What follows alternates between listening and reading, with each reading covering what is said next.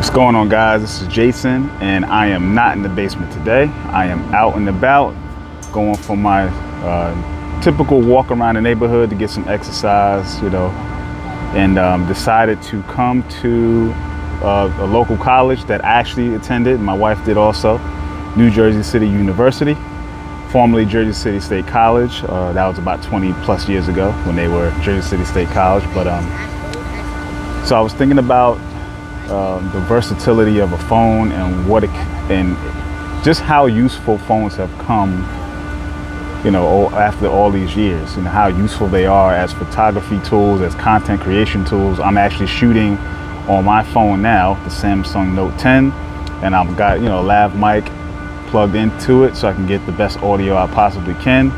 And just how you could probably get away, if you're a person who's not a professional and don't really care to be even an enthusiast, but you do want to document life, your phone has a lot of great features, great ability to just do that job very well, especially if all you're going to do is keep them for your family and, just be able to show what happened in life, right? And, important moments and critical moments. Your phone can do a pretty good job at that. Now, for those of us who are enthusiasts and professionals who like to take it up a notch, a phone can still be valuable. And I personally have been shooting with this new app that I've been working with probably for like almost 2 months now. It's called Proshot.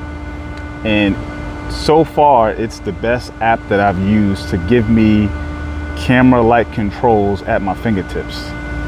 I like it because it has all the features you would expect on, say, a mirrorless camera or a DSLR, where you can where you can control literally everything. Because what I found in my native camera for Samsung is that, yes, it can shoot RAW, and yes, you have manual controls, but it's not prioritized. So you have to go through, going through the auto mode first and then selecting the pro mode. And so for me, it feels like it takes too long to do that, and by the time you're ready to shoot, you miss it. But with the Proshot app, you can set it to be your default camera, which I have, and then when you get into the app, you have the RAW plus JPEG right at your fingertips, or you can shoot just RAW if you want to, so you could do that as well. And the one key feature that I like, outside of being able to just be in the app natively with RAW JPEG at the same time, is that you can control your shutter speed and ISO independently of each other. The native camera app for Samsung does not allow you to do that, and that's what makes a big difference for me. So what I'm going to be doing is I'm just going to be going around shooting with the Proshot app exclusively while I walk, and then I'm going to share those photos. So I think it's a good way to show that you can get anything you need with the phone for the most part. And then I'm going to edit them in the Lightroom app. So I'm going to use my phone from start to finish through the entire process. And I think that's going to be a telling tale for me, because in addition to carrying a camera when I travel on vacation or go to events, having your phone being able to get good RAW shots, I think is key, right? I actually went to a concert at the Barclays Center in Brooklyn, and Alicia Keys was performing, and I was able, obviously you can't bring cameras into an event like that, so that's always a downside. But I had my sling bag, my small sling. I carry, this is like my day sling, so when I'm just out and about, regular day, regular life, not camera stuff, this is like, the Air Day Sling 2 is what that is. So it's very good bag. I love it. It fits my phone, charger bank, cables, keys, wallet, Bluetooth headphones, and this little pack that had my lavalier mic. So I can be out and about like I am now and have a really comprehensive kit to get some stuff done, just like I am right now. So yeah, so stay tuned for the photos and let me know what you think. Hey guys, so I am going to show you one of the apps that I really love that I just got into. So Proshot, if you see down here on the bottom right, is an app that I use because it gives me as DSLR mirrorless camera like controls of my phone as possible. Good app found on the Play Store. So I'm just going to walk you through what I like about it.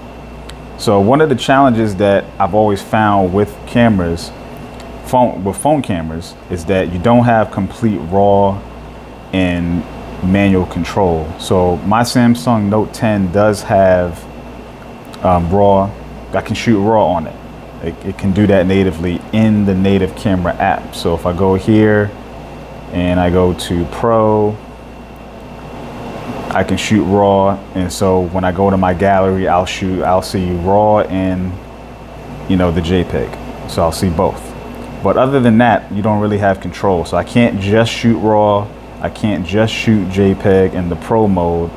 And when I change my shutter speed to something, whatever I want, whatever it is, the ISO also becomes manual.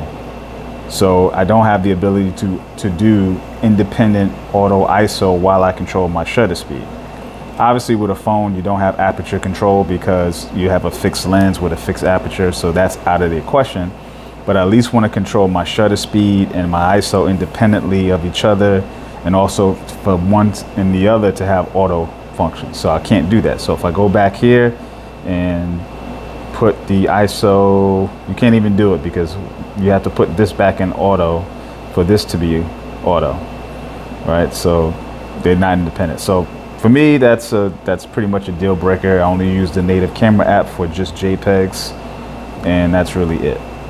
So in terms of Proshot, if you look at Proshot, you have full control of your camera, just like if it was a mirrorless camera or DSLR. So you can see there's manual, right? If I change that, I've got program mode and I've got app auto mode. So auto would be your basic, everything is controlled by the camera. But even in auto, you have the ability to change it to just raw or raw and JPEG, just JPEG, right? So if I want to shoot just raw, I can leave it in raw, and everything and my camera roll will be just the raw photos. So the full camera sensor output, while everything is auto. But at the same time, I can go to program, and in program, I can just control the ISO. So if I wanted to lock it in at 100 or 50 to keep a lower ISO as possible, and then my shutter speed, my temperature, my temperature will all be in auto. So you can see that the yellow dot next to the ISO 100 is signifying that it is locked in at that number, so it will not change. So I can move to a different, you know, scene in my house and it will not change, but the shutter speed will. Conversely, you can go, and the thing is, you're changing the modes while you're changing these settings. So if I change this to a fixed number, say 1/30th of a second, now you can see that program mode changed to manual because I changed that. So you have complete control, and at the same time, it will recognize that you're not in that mode anymore. So you have full control of the camera. Again, you still can shoot in RAW, you can still shoot JPEG, you can shoot RAW plus JPEG. And so it gives you a DSLR-like control. So, you know, there's other things to change. So you got your aspect ratio. So the camera, this phone shoots natively at 4:3, so I just leave it there. But you could do a 16:9 if you're doing something for the internet, like if you need a thumbnail for YouTube, 16:9 will work. You got the 1:1 for Instagram, social media stuff. You have your flash control, so you can have it on auto, you could have it set to flash, you could have it, this is actually constant light. So if you're doing video, you can see there's a red dot there. So you can do video on this also. And it can have the same controls that we just showed you for photography, so it doesn't change. You have temperature control, so you can set it for these semi-automatic, you know, daylight, you know, all this stuff. I usually just go from auto to manual and then set the Kelvin value that I want, put it back in auto. So really loving this. Also, you got ability to do all this with a selfie. So I'm very dark, so change that to auto so it can adjust a bit, but I'm still very dark indoors, sitting at my desk, but you got the ability to do that. Okay, back to the front. And what else? Oh, so in the settings, right, you have a settings button to the top left. You've got, different things you can change. So you got noise reduction, you've got location, so you can have the location show up in your file. You got OIS button to turn it on and off. You've got the JPEG level, so how much you want it. I usually leave it at 100. Don't need to change that. I've not messed with any of the other ones here. But yeah, that's really it. I mean, listen, what I'm looking for, I got from this. It's full manual control, independent ISO and shutter speed. That's really what I want. And then when I go into my camera roll, so I'll take a picture in the raw mode of this. Okay, and then I'm gonna go back and show you my camera roll.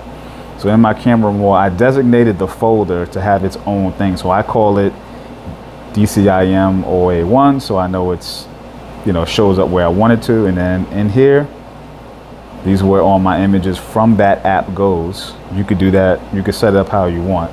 And then here you'll see that this is my raw file. So you'll see in the top right, it says raw. So I have the full resolution. When I go up, I can see that it's 23.28 megabytes. So it's a full file, DNG, and I can export and edit the raws how I want. So yeah, I think if you're an Android user and you want to take that phone to the next level from a photography standpoint, obviously a phone can't do everything, but it can do some things well. I think this would be a great app to control your phone the way you would like. So let me know your thoughts. See you in the next one.